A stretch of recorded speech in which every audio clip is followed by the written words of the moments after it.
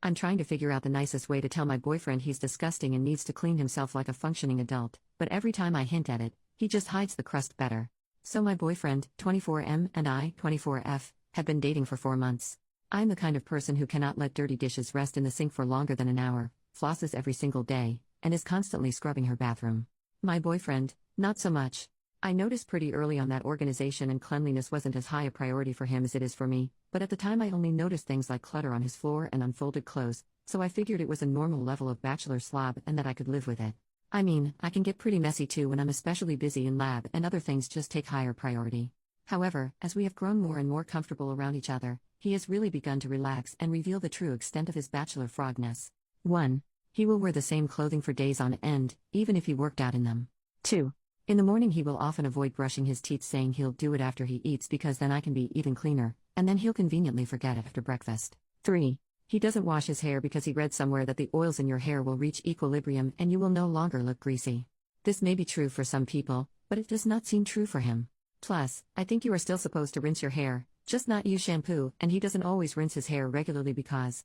That brings me to 4. He will go multiple days without showering properly. He does usually shower right before seeing me, thankfully, but on days when I catch him by surprise he is usually unshowered. 5. I have not investigated his hairy man butt, but judging from smells once or twice during head, I am not convinced he wipes well every time. 6. One time I walked in on him in the bathroom and he was wiping his schlong on the curtain. 7. After lovemaking, I always go and pee while he throws away the rubber. Or that was the plan, anyway. I helped him move out of his sublet this month and found something like 30 used rubbers under his bed because he must just have forgotten. And 8. When he self-pleasures he just lets his man juices dry wherever it may land. He thinks I don't know this, but the suspiciously discolored and stiff spots on his blankets are one of many signs.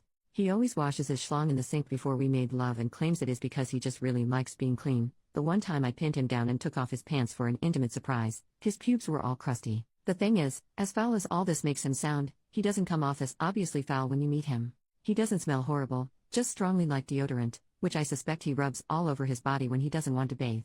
He is actually pretty stylish. He works as a programmer in a research context, spending most of his time alone or hanging out with equally gross computer scientists, so there has been little incentive for him to clean up in the past because nobody seems to care that much. I am his first girlfriend and probably the only one of his friends who is habitually close enough in his personal space to notice when his breath is funky or he has dirt encrusted on the back of his neck. Actually, most of the stuff I outlined above he probably thinks I haven't noticed, because he always tries to clean himself up and hide the signs if he knows we're meeting up. I suspect that a lot of his gross behavior is really just because he thinks he's getting away with it, rather than actually enjoying being this gross in itself. I've observed him getting a little cleaner when he finally realizes that other people are judging him. He's started brushing his teeth and washing his clothes more often, for instance, and he often tries to pretend that he actually really prizes hygiene, even commenting on his coworkers' body odor, etc. I've tried subtly hinting to him that he should clean up, and he always says, "Oh yeah, I should do that," and then he'll make sure to clean better right before I show up at his place. But if I ever spot him around town on a day when we don't have anything planned, he'll be all gross again. Clearly, subtlety is not working. However, I don't want to completely shame him either, nor do I want to have to be his mom and nag him all the time.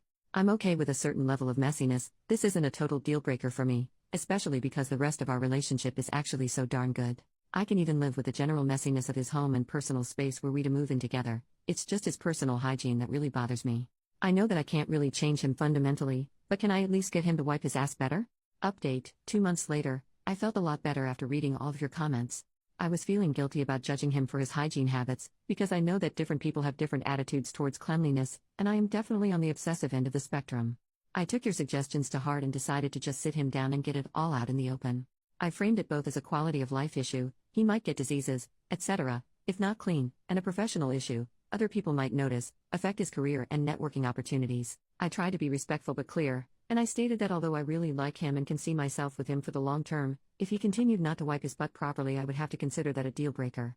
He was very quiet and didn't really have much to say at the end of the conversation, but he said that he was sorry that he had been making me uncomfortable and that he would try to shape up. He said that in particular because of his passion for his work, it's easy for him to lose track of time and forget to do things like laundry, and that he appreciated me for bringing up this issue.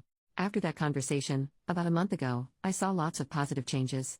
He did 1 load of laundry, and dyed all his white shirts pink, which kind of worries me because I feel like this is something you figure out how not to do as a freshman in college at the very latest. So has he just never done laundry before? Started shaving and taking out the trash weekly, and always smelled fresh whenever I saw him. He even cleaned the bathtub. I was really proud of his progress.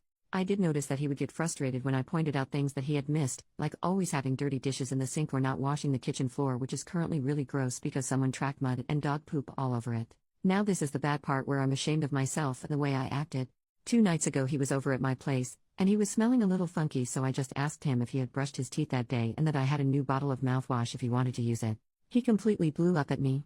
He said that he didn't appreciate me treating him like a child and that I needed to respect that he was an adult capable of making his own adult decisions that were none of my business.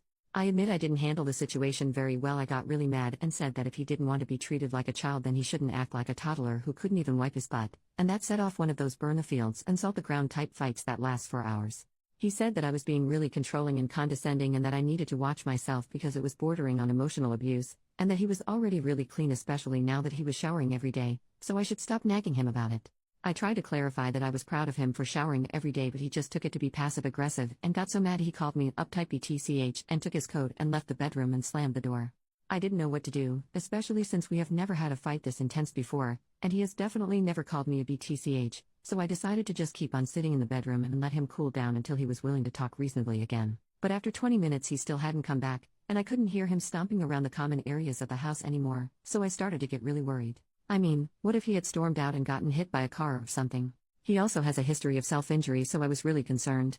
I ran through the house and saw the light was on in the ground floor bathroom, and suddenly remembered that I had left my surgical kit on the sink. I know this sounds weird, but I work in a lab and don't want to keep my nice tools out because stuff gets stolen, and I suddenly got really scared that he had found it and it was quiet because he was cutting or something, so I burst through the bathroom door and he was rubbing his willy on the curtain again. My curtain.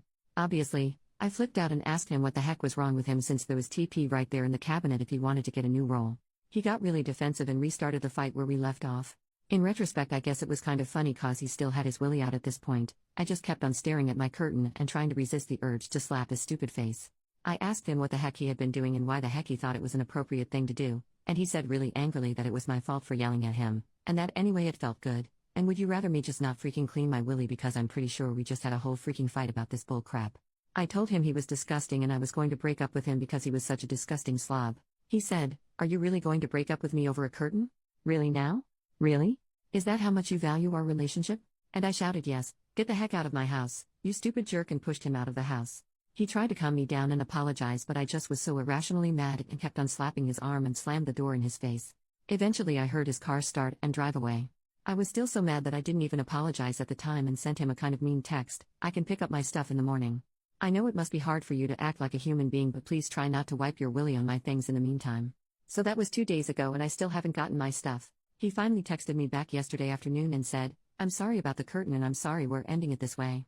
Can you call me?" Now that I've calmed down, I really miss him. I promise he is really amazing as a person, and we've never had any kind of fight like this before. I feel like we were both acting in ways we never thought we'd act, and I also feel really ashamed of myself for some of the mean things I said and feel like I hugely overreacted in the fight and definitely shouldn't have gotten physical at the end when I shoved him out of the house. I feel a little bit like the rhetorical crazy you shouldn't put your willy into. I wish there was some way to fix this, but I don't know how. I've never had a big relationship fight before. Also, even though I want to make up with him and apologize for my behavior and for slapping and pushing him, I don't want him to think that he can just backslide into gross habits again. I'm not sure how to navigate that conversation.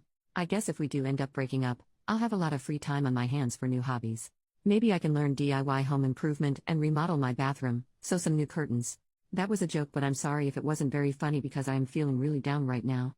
Also, sorry for length. I just had to get it out. Added info on the shower curtain, so I wasn't going to describe this because it makes the whole thing even more ridiculous sounding, and also I felt bad about basically stripping my boyfriend of his dignity on the internet, but there's been a lot of questions about this, and since I am heartbroken anyway, someone might as well get some entertainment from this. He was kind of holding his willy with one hand and slapping the curtain with it. I don't know how to describe it more than that. I think maybe he was trying to simultaneously shake off the pee and wipe the tip for efficiency. Final update, 1 month after the first update. Since you all were so helpful before, I thought I would give a final update for anyone who was interested. So after I read all your comments last time, I didn't really know what to do. On the one hand, it really struck me when multiple people were saying that I must not have any self-respect to stay with and be intimate with someone who was so unclean, and about how he was handling the situation so immaturely, as was I. But on the other hand, he really was the best boyfriend I've ever had, and I kept on missing him and basically behaving like a caricature of the lonely dump girl and craving ice cream. I mean, it's not like he never wiped his butt, and he really was trying at the end. I kept on thinking that maybe I had not described the situation properly, and if I was better at explaining it, people wouldn't have piled up on him so much. I just kept on going back and forth and becoming more and more anxious that I wasn't going to make the right decision, and getting more and more anxious about how to respond to his text, and about how we'd probably have some drawn-out multi-hour long conversation about the state of the relationship if we did reply, and about how I had a ton of finals coming up that week and couldn't afford to be anxious about this, which of course only made me more anxious, etc. When I get anxious or scared, unfortunately my response is to freeze and avoid. So I just didn't respond to his text at all, thinking that maybe if I slept on it I would come up with what to do. The next day, I kept on rereading his text again and again instead of working, so I decided to turn my phone off so I wouldn't be distracted. I don't have that many friends here anyway, so I figured nobody would be looking for me. He emailed me a couple times at my school email, but it was just stuff like, "Hey, did you get my text?" So I ignored it. When I turned my phone back on about 2 days later, there were literally like 50 missed calls and tons of texts. They started out kind of nice and just asking what I thought and saying he missed me, but by the most recent text he was just calling me a BTCH and telling me to go screw myself and how ugly I was and how nobody liked me, in between calling me nonstop. I seriously did not know what to do. I haven't dated that many people before, but I'm pretty sure this is not normal behavior for a breakup. For the rest of the day I kept on getting texts and emails from him. All the emails were really harmless sounding for some reason, but all the texts were really mean. I kept on trying to ignore it and avoid the situation, yeah, kind of a pattern. But eventually, after a couple more days of this bull crap, I finally put my big girl panties on and texted back, "I don't want to talk. Please stop contacting me," and I blocked his phone number and set a filter to send all his emails to spam. I figured he would get bored of trying to contact me eventually and calm down. After I sent that text, he didn't really try to contact me via any other avenues, and we don't really have mutual friends to worry about, so I figured we would just avoid each other and that would be that. Plus it was finals week, so I wasn't going to go out anyway, plus I'm not super social, so whatever. After my last exam, I decided to celebrate by going out to get beers with my housemates, who are pretty nice even if we don't hang out a lot. At the bar I saw Matt. He tried to make eye contact, but I just avoided him and had a good time with my housemates for the rest of the night. When we got back home, he was sitting on my front door steps.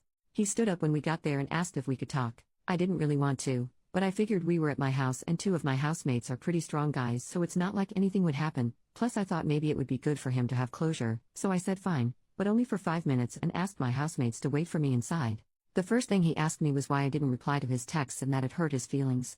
Which I thought was kind of bull crap, so I told him that he hurt my feelings with his texts, that he was saying things that were really out of line, and that I was not interested in engaging further with him, and I already asked him not to contact me again. Then he started apologizing and saying he didn't know they would hurt my feelings. He said that he was just texting random stuff to try and get a rise out of me because he was upset that I was ignoring him, and that he didn't mean any of the hurtful stuff and he was really sorry. That he had been acting out because he was so stressed with quals. That he missed me so much and was just thinking about me every night, and he understood if I didn't want to interact with him again after what he put me through, but could we please just try again? I let him talk for a couple minutes, and as I listened I just kept on getting madder and madder because it just sounded like such bull crap. But I didn't want to escalate like I did last time, so I just let him finish, and then I tried to say really calmly that originally I had been thinking about maybe trying again, but after all the craziness of the texts and how upset they made me, I didn't think it was a good idea. He said he was even more upset with himself and missed me so much that even though he had quals coming up, he really couldn't focus on them and was probably going to fail his quals if we didn't get back together because he just couldn't think of anything else but that. I told him that I was really sorry, but I was not comfortable interacting with him anymore, and that I would like him to not contact me ever again, and that I was sure he would manage to pass his quals without me. At this he started sputtering and getting really mad and called me a BTCH etc. again, so I opened the front door quickly, and luckily one of my big housemates was waiting for me by the kitchen table. And he stood up and told Matt, "You need to shut up and leave my house. Right now." So thank God, Matt just gave up and left. For the next week I started getting texts from a different number that were clearly Matt and emails from different email addresses. Mostly angry stuff about how he hoped I got what was coming to me. I just blocked everything. By the end of the week, the emails kind of petered out again. It was a huge sigh of relief. I managed to pass all my exams even through all this stress, which was another huge sigh of relief. And finally, I've been hanging out with my housemates more, especially the guy who made Matt leave. It's been really nice having new friends. They're really funny and awesome. After I told them about all the crazy stuff that happened and how totally disgusting Matt was, they went out and got me a breakup box with ice cream, chocolate, Clorox wipes, and a brand new shower curtain.